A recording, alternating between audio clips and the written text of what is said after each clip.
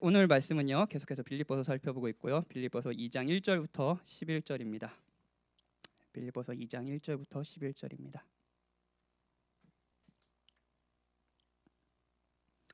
1절부터 한 절씩 교독하도록 합시다. 그러므로 그리스도 안에 있는 무슨 권면이나 사랑의 무슨 위로나 성령의 무슨 교제나 긍휼이나 자비가 있거든 한 마음을 품어 아무 일에든지 다툼이나 허영으로 하지 말고 오직 겸손한 마음으로 각각 자기보다 남을 낮게 여기고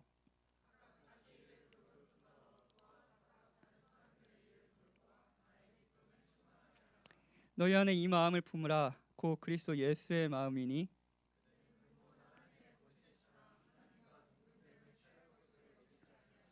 오히려 자기를 비워 종의 형체를 가지사 사람들과 같이 되셨고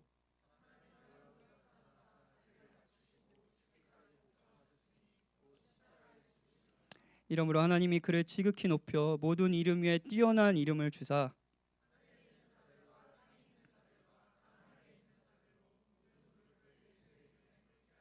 다 같이 읽겠습니다. 모든 입으로 예수 그리스도를 주라 시인하여 하나님의 아버지께 영광을 돌리게 하셨느니라. 아멘. 예, 계속해서 저와 함께 빌립보서를 살펴보고 있습니다. 빌립보서의 주제가 뭐라 그랬죠? 대답하기 싫은 것 같죠? 예. 빌립보서의 주제 뭐죠? 기쁨이죠. 바울은 이 서신에서 계속 반복적으로 자신이 기쁘다고 얘기하고요. 감옥에 있다 하더라도요. 그리고 빌립보 교인들도 사실 바울의 감옥에 갇힌 바울로 인해서 또 여러 가지 외부의 핍박이나 이런 거에 있어서 기뻐할 수 있는 상황이 아니었는데 너희가 받은 사랑이 있다. 복음을 생각하고 기뻐하라라는 권면을 계속합니다. 근데 여러분 상상해 봅시다. 상상해 봐요. 기뻐하라라는 이 메시지를 상상해 볼게요. 제가 이렇게 막 다니다가 복도에서 주연이를 만났어요. 주연이를 만나는데 제가 막 이야기를 나누다가 주연에 대해 이렇게 얘기하는 거예요. 주연아, 기뻐해 라고 얘기하는 거예요. 그럼 어떻게 생각이 드시겠어요? 여러분에게 딱 복도에서 만났어요. 근데 누구누구야 기뻐해 이렇게 얘기했어요. 어떤 생각이 드나요? 저는 이제 저도 목사님도 맨날 마음이 자기가 삐뚤어졌다 그러는데 저도 마음이 삐뚤어졌는지 이 말을 들으면 이런 생각이 듭니다. 기뻐하지 못하는 자신을 향한 질책. 왜 너는 기뻐하지 않니? 이런. 그리고 기쁘지는 않은데 내 상황이 지금 기쁘지 않은데 기뻐해야 된다는 압박감. 이런 걸로 이런 걸로 느껴졌어요. 제가 빌립보서를 계속 읽으면서도 느꼈던 부담감이었습니다. 기뻐하라. 그러면 기뻐하지 못하는 저의 상황에 대한 저의 질책처럼 느껴졌고, 그리고 기쁘지 않은데 막 기뻐해야 되는 압박감 같은 걸로 느꼈던 것 같아요. 바울이 저를 이제 저거 보지도 못한 바울이 저를 막 질책하는 느낌이 든 거죠. 그런데 이렇게 바꿔봅시다. 이렇게 바꿔보는 거예요. 주연이에게 만나서 주연아 행복해야 돼 이렇게 얘기하는 거예요. 느끼하죠? 넌 행복할 수 있어. 주께서 너를 행복하게 해주실 거야. 이렇게 얘기하는 거예요. 여러분, 바울이 기쁨을 권면하는 이유는 질책도 압박도 아닙니다. 빌립보 교인들이 기뻐하며 무엇보다도 행복하길 바라는 마음이죠. 무엇보다도 주께서는요, 여러분들이 진짜 행복하길 바라세요. 예. 기뻐하길 바랍니다. 이게 성경이 계속해서 기뻐하라고 명령하는 이유 중에 하나입니다. 그래서 오늘도 여러분들이 행복하게 하시기 위해서 하나님은 이 서신을 우리에게 주셨고요. 오늘도 이 기쁨의 편지를, 이 행복의 편지를 함께 읽어봅시다. 지난주에는 이제 바울이 그리스도의 복음에 합당하게 생활하라. 그러니까 그리스도의 복음에 속한 시민으로 살아라. 그러니까 합당하게 생활하라라는 단어가 그냥 이제 살라라는 의미가 아니라 시민으로 살라라 이런 의미라고 했죠. 그래서 복음에 속한 시민, 그러니까 복음이 나의 정체성이 되는 거예요. 이 정체성으로 행동하라라는 명령이었죠. 그래서 지난주에는 이 복음을 속한 시민으로 살아라에 대한 아주 실제적인 지침으로 이제 고난을 다른 방식으로 해석하는 부분에 대해서 생각을 해봤습니다. 그리고 오늘은요, 복음의 정체성을 둔다면 우리 이웃을 어떻게 대해야 되는지에 대한 실제적인 지침이라고 할 수 있습니다. 지난주가 복음에 속한 시민이 외부의 위협을 어떻게 대응하는지에 대한 내용이라면, 오늘은 내부에서, 우리 교회에서 서로를 어떻게 대할지에 대한 부분인 거예요. 우리가 복음의 정체성을 가지고 있는 사람들이라면요. 자, 1절입니다. 빌립보 교인들이 그리스도 안에서 무슨 겉면이나 이렇게 얘기해요. 이 겉면은 그냥 단순한 명령이 아니에요. 그리스도 안에서 한 형제의 유익을 위해 하는 호소 같은 거예요. 기뻐하라, 이런 거죠. 그리고 사랑의 위로, 그냥 위로도 아니라 사랑을 품은 위로예요. 바울이 빌립보 교인들에게 하는 것처럼요. 그리고 교제, 이 교제도 성령 하나님을 통한 교제예요. 그리고 서로를 긍휼히 여기고 자비를 베푸는 마음이 너희들에게 있거든. 너희 공동체에 이게 있거든. 그러니까 이런 거예요. 너희가 그리스도 안에서 하나님께서 너희에게 보여주신 겉면이나 위로나 교제를 조금이라도 알고 누리며 서로에게 그것을 주고 싶어하는 사람이거든, 이렇게 얘기하는 거예요. 2절, 마음과 사랑과 뜻을 같이 하래요. 이 마음은 이제 뒷부분에 설명하겠습니다. 즉 복음이 주는 마음이라고 할 수 있죠. 그렇다면 이제 복음이 주는 마음으로 이렇게 너희가 이 사랑을 받은 사람으로서 복음이 주는 마음으로 하나가 된다면 실제적인 지침이 어떻게 되냐면요, 3절입니다.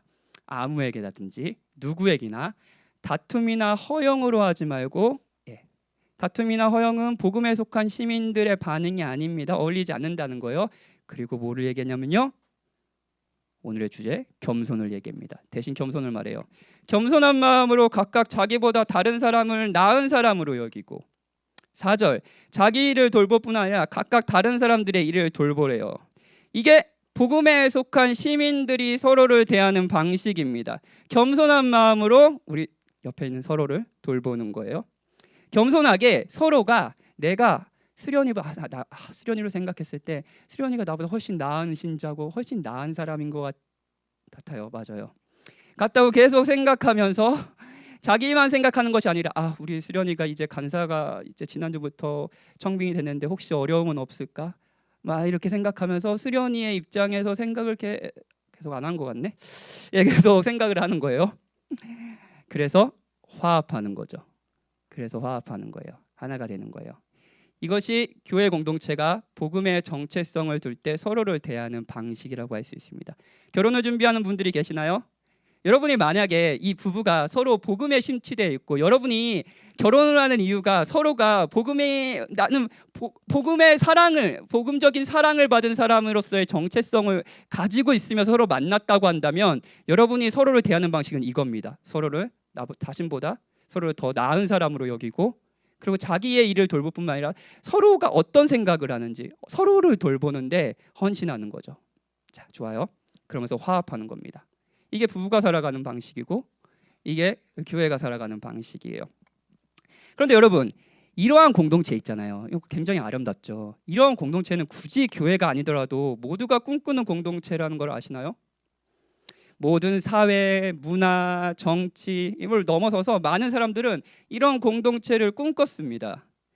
고인이 되셨어요. 이제 노무현 대통령은 국회의원이 돼서 첫 연설을 할 때, 이게 굉장히 유명한 연설인데, 자기가 꿈꾸는 세상에 대해서 이런 이야기를 했습니다.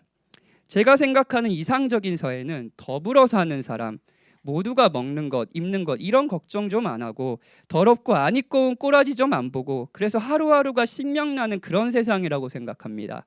만약 이런 세상이 조금 지나친 욕심이라면, 적어도 살기가 힘들어서 아니면 분하고 서러워서 스스로 목숨을 끊는 일이 좀 없는 세상, 이게 노무현 대통령이 꿈꿨던 세상이었어요. 노무현 대통령뿐 아닙니다. 마찬가지로 고인이 되신 김영삼 대통령의 마지막 필담, 이제 고인이 되시기 전에 굉장히 건강이 악화되셔가지고 말로 할 수 없고 이제 글씨를 써야 되는 상황이었대요. 근데 마지막으로 유언같이 남긴 필담은 뭐로 전해지냐면요, 통합과 화합이라고 알려져 있습니다. 그러니까 정치적 진영 간의 대립이 막 점점 요즘에 정말 극으로가 있죠. 양 진영이 막 서로를 막 적대시하며 악의적으로 막 욕하고 이런 세상이잖아요. 이런 현실에 대한 우려로 서로를 화합하라는 메시지를 남긴 거죠. 제가 두 분의 이야기를 한 건 여러분의 정치적 신념 가운데 어떤 분은 존경하고 어떤 분은 욕하실 수도 있습니다. 그런데 어찌 됐든 한국 정치 지형에서 두 분은 보수와 진보로 나뉩니다. 그렇죠? 그런데 둘 다 모두 꿈꿨던 세상은 서로를 생각하며 화합하는 세상이었던 거예요. 예. 그리고 두 정치인이 쌓았던 세상은 뭔가요? 다툼이나 허영으로 자신만을 생각하는 세상이었어요. 그렇죠? 불행하게도 두 사람은 모두 그런 세상을 보지 못하고 떠났습니다. 겸손하게 서로를 더 나은 사람으로 생각하며 자기만 생각하는 것이 아니라 다른 사람을 생각하는 것, 그래서 화합하는 건 모두가 바라는 세상입니다. 아마 여러분도 바라지 않을까요? 그리고 총선이 됐으니까 모든 정치인은 바로 이런 세상을 내가 만들겠습니다 라고 메시지를 전하겠죠. 그런데 왜 세상은 그렇지 않을까요? 겸손함으로 서로를 높이고 존중함으로 화합하는 것은 아름다운 것이기도 하지만 현실의 세상, 우리의 현실로 와닿으면 겸손은 무능력하고 미련한 것으로 여겨지기 때문입니다. 3절에 오직 겸손한 마음이라고 할 때 이 겸손이란 단어, 지금은 사실은 약간 겸손이라고 하면 굉장히 아직도 그래도 미덕같이 느껴지잖아요. 근데 겸손이라는 단어는요, 쓴 겸손이라는 단어는 당시 로마 사회에서 노예의 정신 상태를 묘사하기 위해 주로 쓰인 단어였습니다. 그러니까 일반적으로 천하고 부정당하고 보잘것없다는 개념을 지니고 있는 것이었어요. 그러니까 따라서 그 당시 이제 기독교인들이 아니라면, 이교도들이라면 겸손은 추구할 만한 미덕으로 간주되지 않았습니다. 요즘 단어로 표현하면 이런 거예요. 항상 을로 살아라, 막 이런 거예요. 좋나요, 여러분? 그 당시가 이 단어가 종의 처지나 종의 위치를 나타내는 단어라서 사람들에게 그다지 호감을 주는 단어가 아니었던 것처럼 이때는 겸손이라는 단어를 좋아하는 듯하지만 한편으로는 이 개념이 좋아하는 메시지가 아닌 것도 있습니다. 그 시대와 같죠. 로마 시대와 같죠. 자, 여러분 직장 생활을 해요. 직장 생활 여러분 열심히 하셨죠? 힘드셨죠? 하나님의 위로가 있길 바랍니다. 자, 직장 생활을 해요. 생존이죠. 그렇죠? 살아남아야 되잖아요. 직장 생활에서 겸손함이 필요합니까? 오히려 자신의 역량을 기회가 되는 한 보여주고, 그래서 다른 이보다 자기가 낫다라는 것을 최대한 어필해야 되는 사회 아닌가요? 직장 생활이요. 어찌됐든 승진은 저 사람이 아니면 내가 되니까요. 꼭 직장 생활이 아니라 공부를 한다고 합시다. 자, 두 사람이 같이 공부를 해요. 시험을 준비하고 있어요. 합격자는 한 명입니다. 겸손하자. 나보다 저 사람을 나은 사람으로 여기자. 배부른 소리 아닌가요? 쟤보다 잘 봐야 되잖아요. 제가 나보다 나은 사람이면 안 되는 거잖아요. 생존을 위해 사는 세상에서 겸손은 미덕이 아닙니다. 미련한 거죠. 이 자리에 기독교 신앙이 없는 분들이 이 기도에 오셨을 수도 있습니다. 혹시 기독교 신앙을 가지고 있다지만 기독교 신앙에 대한 회의감을 품고 이 자리에 앉아 계신 분이 있을지 모르겠어요. 환영합니다. 예, 한 분이라도 그런 분이 이 자리에 앉아 계시다면 제가 아까 그런 분이 꼭 이 자리에 기도의 자리로 와주기를, 하나님이 이 자리로 불러주시기를 기도했거든요. 그럼 여러분이 그 자리에 있다면 여러분은 저의 기도의 응답이에요. 좋아요. 기독교에 대한 회의감을 품으시며 여러분이 이런 생각을 할 수 있어요. 세상은 창조된 것이 아니라 진화된 것이라고 생각할 수 있습니다. 예, 그런 사람이 있을 수 있죠. 근데 진화를 지극히 단순하게 표현한 것이지만, 그래서 약간 왜곡된 부분, 더 설명이 필요한 단어이긴 하지만 뭐랄까요? 진화의 가장 핵심적인 단어 중에 하나는 적자생존입니다. 그렇죠? 결국 환경에 적합한 생물체가 생존하며 생물은 계속 진화해 왔다라는 신념이 바로 진화론이라고 할 수 있어요. 자, 그런 신점에서 생존은 가장 중요합니다. 그렇죠? 살아남아야 돼요. 그렇죠? 그런데 정말 그렇다면, 정말 인류가 아니면 모든 생물체가 그런 방식으로 생존을 위해서, 적자 생존에 의해서 이렇게 뭐랄까요? 진화되어 왔다면, 겸손은, 다른 일을 더 낮게 여기는 것은, 나를 생각하지 않고 상대방을 생각하는 것은 무엇보다도 미련한 것 아닌가요? 그것만큼 생존에 위협이 되는 것이 무엇이 있겠습니까? 물론 법과 도덕, 희생과 뭐 헌신이란 개념이 지난번에도 설명하는 노력이 있다는 걸 알아요. 오늘 거기까지 이야기하지는 않을게요. 어찌됐든 적자생존의 세상에서 겸손은 미련한 것으로 보입니다. 그리고 여러분의 회사나 학교나 뭐 여러분들이 생활하는 모든 공동체에서도 공동체가 어쩌면은 진화론을 가장 잘 설명해주는 사회일지 모릅니다. 살아남아야 돼. 이 시대는 겸손을 아름다움으로 여기는 한편 미련하고 쓸모없는 것으로 여기기도 합니다. 겸손에 대한 두 가지 마음을 다 가지고 사는 거죠. 여러분도 그러십니까? 겸손에 대한 이게 아름다운 거야. 맞아. 그런 아까 모든 정치인들이 꿈꿨던 세상은 화합하며 서로를 더 나은 사람으로 여기며 서로를 존중하고 화합하는 세상이기도 했지만 여러분이 실제로 그래서 그가 아름답게 여겨지기도 하지만 여러분이 실제로 사는 세상에는 얘를 밟아야지 살아남을 수 있는 세상. 얘보다 내가 더 나아야지 내일이 보장되는 세상에서 살고 있지 않나요? 그래서 겸손이란 단어에 대해서 여러분 두 가지 감정을 품고 있지 않나요?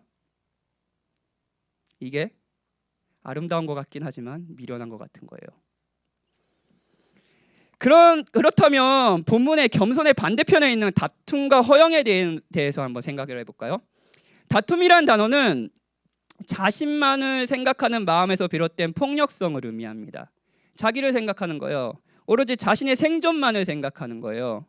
그래서 생존을 위해서 저 사람보다 내가 더 나은 사람이 되는 거예요. 그래서 일어나는 것이 다툼이죠. 허영은요, 기본적으로 공허한 의견, 즉 오류가 있는 견해를 의미합니다. 이것이 바른 의견이야, 이게 맞는 거야 라고 주장은 하지만 실제로는 오류에 빠진 겁니다. 사람들로 하여금 자만심에 빠지게 하고 명예를 탐하고 다른 사람들을 기본적으로 경쟁하는 사람으로 여기게 하며 자신의 생각이 옳다는 것을 증명하기 위해 싸우는 사람들이에요. 다툼과 허영이 이런 겁니다. 생존을 위해 사는 사람들, 이기고 싶어하는 경쟁자, 이것이 겸손과 반대편에 있는 사람들입니다. 자, 이들은 어떤가요? 이들은 다툼과 허영이요. 여러분들은 이렇게 살고 싶은가요?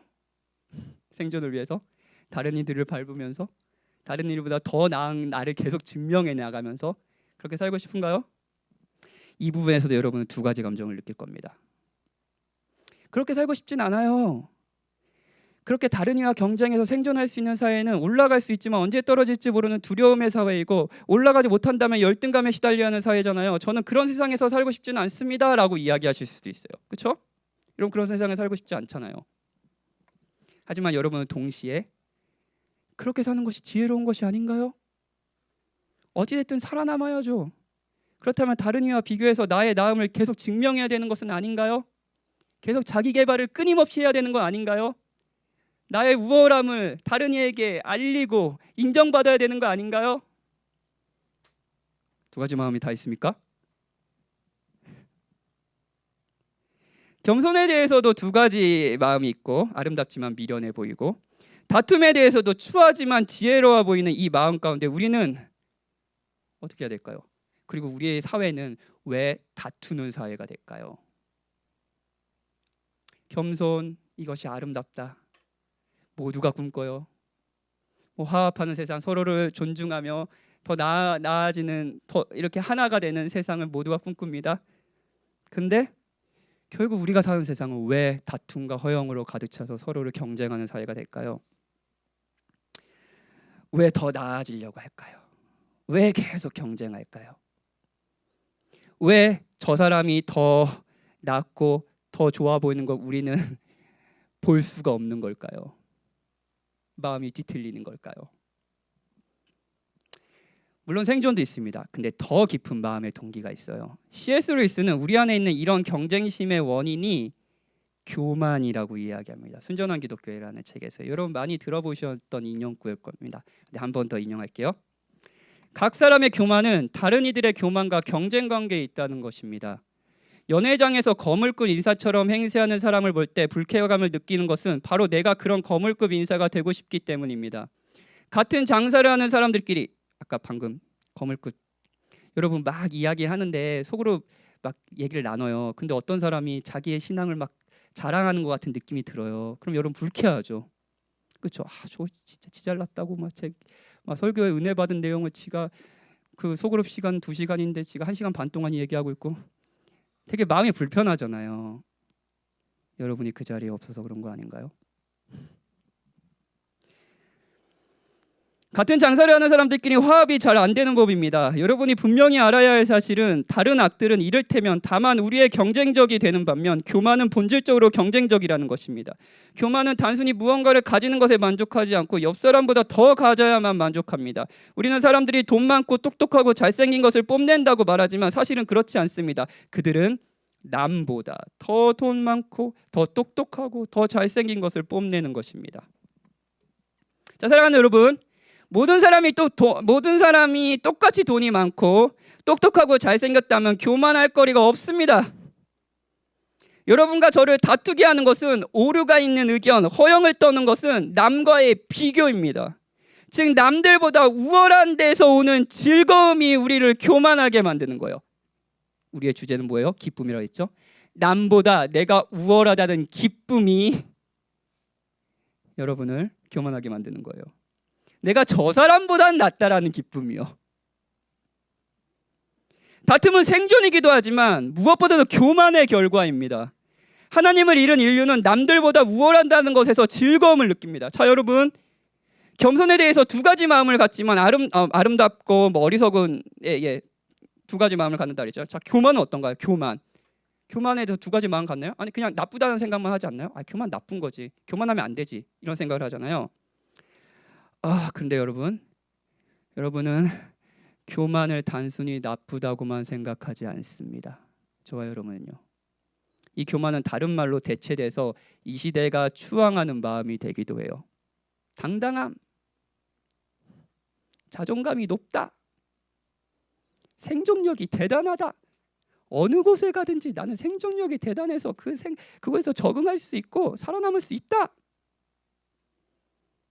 여러분, 교만한 겁니다.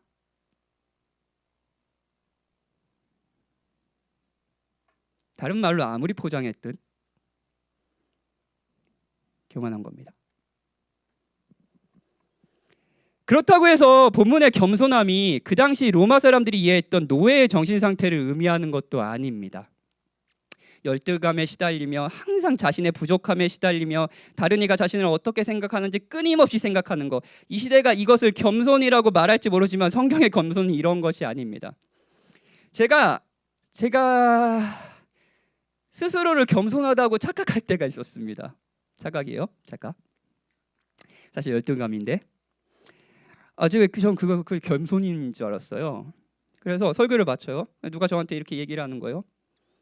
동산이가 최근에 그런 말을 많이 해준 것 같아서 동산이를 굉장히 내가 이뻐하고 하고 있는데 동산이가 설교를 마치고 이렇게 찾아와요. 동산이가 목사님 오늘 설교 너무 좋았어요. 제가 복음에 대해 깊이 더욱 알게 된 것 같아서 너무 기뻐요라고 얘기를 하는 거예요. 동산이가 얘기했어요. 그럼 제가 어떻게 했는지 알아요? 아닙니다. 자, 아닙니다. 아이고 아닙니다. 자, 이게 뭐예요? 뭐가 아니라는 거예요? 설교가 복음적이지 않다는 거예요? 너는 은혜를 받을 리가 없다라는 거 아니라는 거예요? 나는 그런 설교를 할 리가 없다라는 거예요? 뭐가 아니라는 거예요? 아닌 것이 확실히 있습니다. 이건 겸손이 아닙니다. 겸손을 가장했을 뿐입니다. 대화를 막 나누는데 그러다가 어떤 말을 내가 했는데 상대 표정이 안 좋아요. 그럴 수 있죠. 그런데 이것이 막 계속 생각이 나는 거예요. 계속 생각이 나요. 머리가 떠나지 않습니다. 일주일 동안 생각이 나요. 왜 걔가 그런 말을 했을까? 왜 그때 표정이 그렇게 어두워졌을까? 계속 생각이 나요. 그래서 밤에 자는 아이한테 장문의 문자를 보내요. 미안하다. 보내지 마세요, 제발. 미안하면 다음날 아침에 보내세요. 그런 의도가 아니었다. 여러분, 이건 겸손이 아닙니다. 열등감이죠. 성경의 겸손은 단순한 노예 상태의 마음이 아닙니다. 성경은 이기고 싶어하는 경쟁자의 교만도 악하다고 하지만 너무너무 이기고 싶지만 이길 수 없어서 이기길 포기한 실패자의 열등감도 악하다고 합니다. 그리고 결국 두 마음은 같은 본질, 교만의 다른 반응일 뿐이죠. 이건 겸손이 아닙니다. 성경은 다른 겸손을 이야기해요. 다양한 본문으로 성경이 말하는 바 겸손을 말할 수 있지만 야고보서의 말씀을 통해 설명을 드리고 싶어요. 야고보서 1장, 제가 진짜 좋아하는 말씀 중에 하나인데 야고보 1장 9절부터 10절에 이런 말씀이 있습니다. 낮은 형제는 자기의 높음을 자랑하고 겸손을 자랑으로 표현해요. 부한 자는 자기의 낮아짐을 자랑할지니. 이게 무슨 말일까요? 이 말은 기독교의 본질을 아주 잘 설명해 줍니다. 기독교는 이렇게 얘기하는 거예요. 당신은 죄인이고 당신은 하나님의 영원한 형벌을 받아야 하지만 예수 그리스도께서 당신을 구원하셨다. 자, 이 위대한 선포는 여러분을 낮은 자리로 오게 합니다. 그러면서 나는 내 스스로 구원을 받을 수 없다. 나 스스로 하나님의 인정과 사랑을 받을 수 없고 나 스스로 위대해질 수 없다라는 것을 고백하게 만듭니다. 성경은 저 사람을 이겨야, 저 사람보다 높아야 살아남는다고 말하지 않습니다. 그래서 잠시 생존할 수 있지만 영원한 생존은 그렇게 보장되지 않는다고 말해요. 하지만 그리스도 안에서 우리가 바랬던 것보다 훨씬 더 사랑받고 있다는 것을 알게 된다면, 여러분이요, 이게 복음이죠. 예수님께서 날 받아주시고 하나님은 마치 자신의 아들을 보시듯 자신의 아들을 사랑하는 것만큼 여러분 각자를 사랑해 주신다는 걸 깨닫게 된다면 이게 복음이죠. 여러분은 다른 삶을 살게 돼요. 자, 여러분이 가난하다고 합시다. 돈이 없든 여러분의 능력이 없든 여러분들이 싫어하는 낙 가운데 여러분은 가난한 마음을 품는 거예요. 근데 복음을 알게 된 거예요. 자, 여러분이 평생 동안 여러분의 가난한 땜, 여러분의 못남 때문에 무시를 당한 사람이라고 생각해 봅시다. 가족의 사랑도 못 받았어요. 무엇보다도 자신도 자신을 사랑하지 않았습니다. 여러분은 낮은 자입니다. 그런데 그런 여러분이 그리스도인이 된다는 것은 무엇인지 아세요? 여러분이 높은 지위에 있게 됐다는 것을 이야기합니다. 예수 그리스도 안에 거한다면요, 이제 더 이상 많은 사람부터 그동안 받았던 무시는 중요하지 않습니다. 하나님께서 그리스도 안에서 당신을 그리스도만큼 사랑하십니다. 낮은 형제는 자신의 높음을 자랑합니다.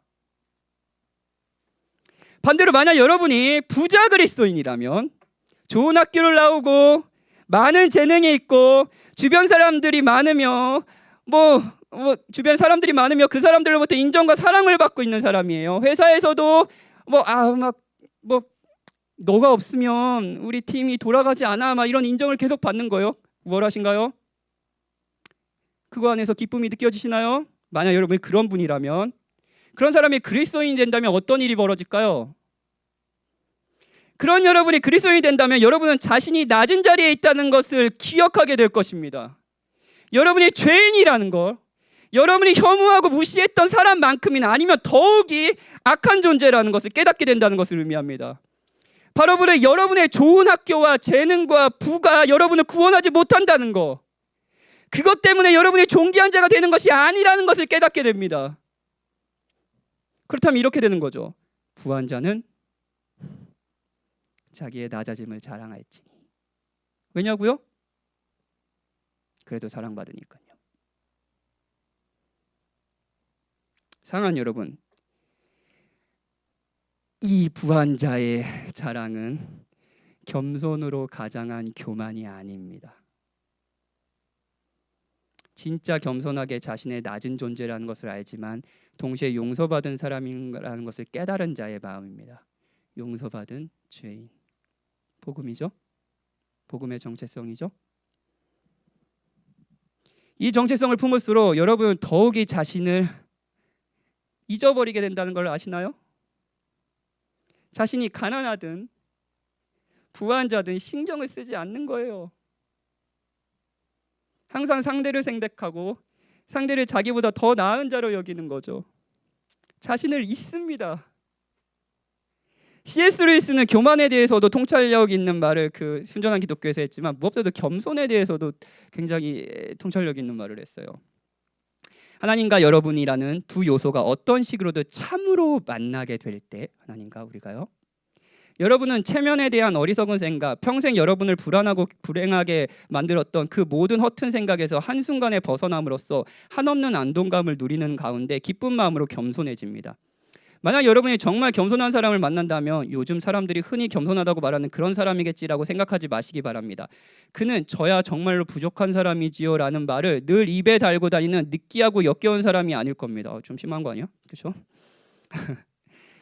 제가 그런 사람인 것 같아서 아마도 그가 주는 인상은 여러분이 그에게 무슨 말을 하든지 진지한 관심을 가지고 들어주고 케어하고 지적인 사람이라는 것이 전부일 것입니다. 그는 자신의 겸손을 의식하지 않을 것입니다. 아니, 아예 자기 자신을 전혀 의식하지 않을 것입니다. 자신을 전혀 의식하지 않는, 그리고 상대를 생각하고 받아주는 이 마음은 생존을 위해 갖게 된 마음이 아닙니다. 루이스는 하나님과 여러분이라는 두 요소가 어떤 시기로든 참으로 만나게 될 때라고 표현했고, 바울은 본문에서 너희 안에 이 마음을 품으라 라고 이야기하며 예수님에 대해 이야기합니다. 하나님과 우리와의 조우예요. 6절부터요. 그리스도는 하나님이셨습니다. 그는 가장 높은 자였습니다. 그분은 성부 하나님과 같이 완전한 하나님이셨습니다. 본질과 속성에 있어서 불완전함이 없으셨습니다. 그분은 하나님이셨습니다. 그런데 성자 하나님은 성부 하나님과 동등됨을 취할 것으로 여기지 않으셨습니다. 우리와 같은 사람이 되셨죠. 그분이 자신을 낮추셨습니다. 그리고 죽기까지 복종하셨습니다. 십자가에 죽으셨죠. 자, 여러분, 겸손의 본질은 자신을 잊고 상대를 생각하는 것이라고 했어요. 그리고 낮아지실 때, 그러면 한번 그리스도가 낮아지실 때 그분은 무엇을 생각하겠을까요? 자신의 사역으로 영광스럽게 드러날 하나님의 영광에 대해 생각하셨을 것입니다. 그리고 여러분과 저를 생각하셨습니다. 그분이 여러분에게 진지한 관심을 보이셨고, 이 겸손의 결과가 여러분의 영원한 안식과 행복이 되었습니다. 여러분이 이 겸손의 사랑을 받으셨습니다.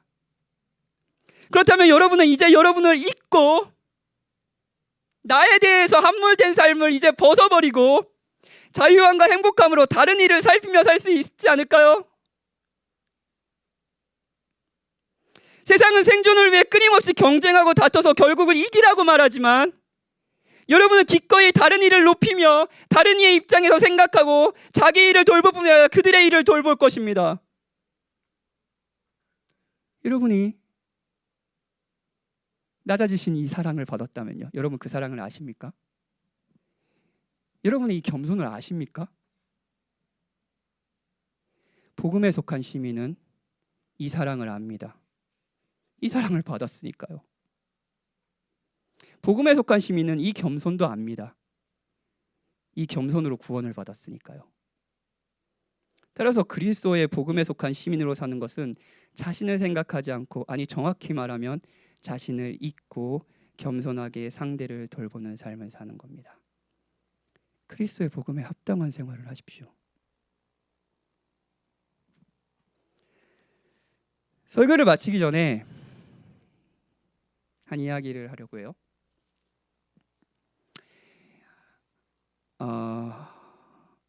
2015년에 미국 남동부 찰스턴의 한 흑인 교회에서 있었던 일입니다. 한 백인이요, 이제 흑인들이 교회에서 아침 오전 9시에 성경 공부를 하고 있었습니다. 성경 공부를 하고 있는데, 그 성경 공부를 하는 무리에 한 백인이 교회에 들어와서 총을 난사했습니다. 이 백인은 21살의 청년이었고요. 이 청년은 흑인들에게 총을 난사하면서 이런 말을 외쳤습니다. 너희들이, 흑인들이 미국을 야금야금 차지하고 있어. 경찰에 붙잡힌 청년은 왜 그랬냐 하니까 인종 전쟁을 시작할 목적으로 총을 쏘았다고 자백했습니다. 다툼과 허영의 세상이죠.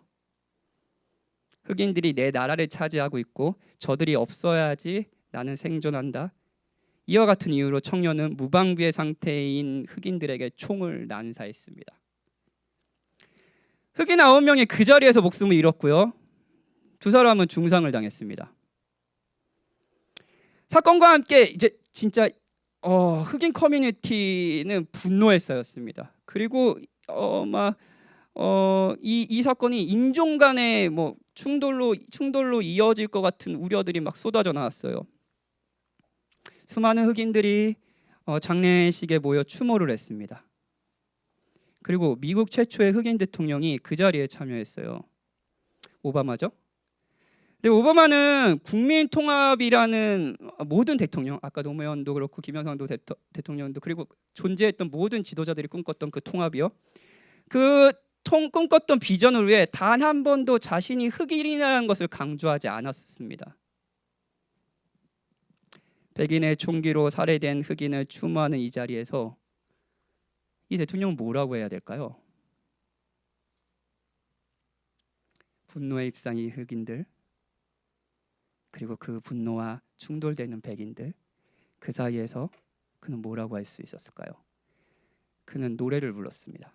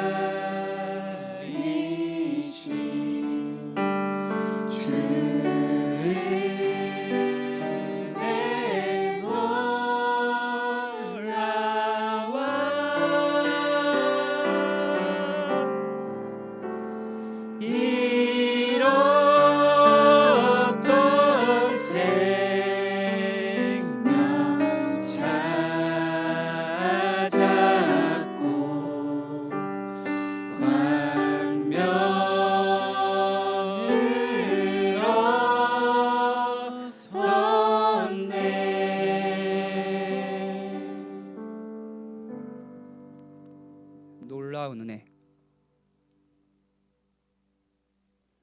이 차량을 지은 사람은 존 뉴턴이었고 그는 원래 아프리카에서 노예를 사서 파는 사람이었습니다.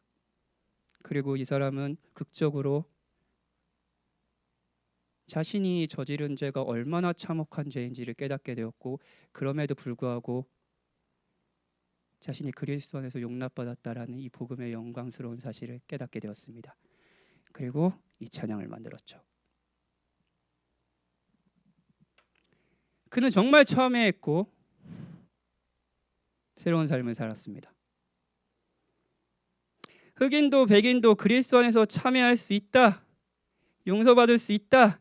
그러니 이 안에서 참회하고 용서하자. 은혜를 아는 자들의 화합, 겸손, 서로를 높임. 이것이 복음에 속한 시민들의 사는 모습입니다. 우리가 사는 세상에도 여러 가지 죄들이 있을 것이고 그 죄로 인해 여러분은 상처받을 것이고 여러분 끊임없이 이 사람을 눌러야지, 이 사람을 없애야지 내가 살아남을 수 있다, 이 사람보다 더 나아야지 나는 존귀한 자가 된다라는 허영에 찬 잘못된 의견들을 계속 들을 것입니다. 여러분 그게 아닙니다. 하나님 계속 여러분이 죄인임에도 불구하고 어떤 영광스러운 사랑을 받고 있는지 알려주실 겁니다. 여러분은 어디에 속한 자입니까? 여러분은 특별한 사랑을 받았고 특별한 대우를 받고 있습니다. 기뻐하십시오. 행복하십시오. 복음에 속한 시민으로 사십시오. 같이 찬양하고 기도합시다.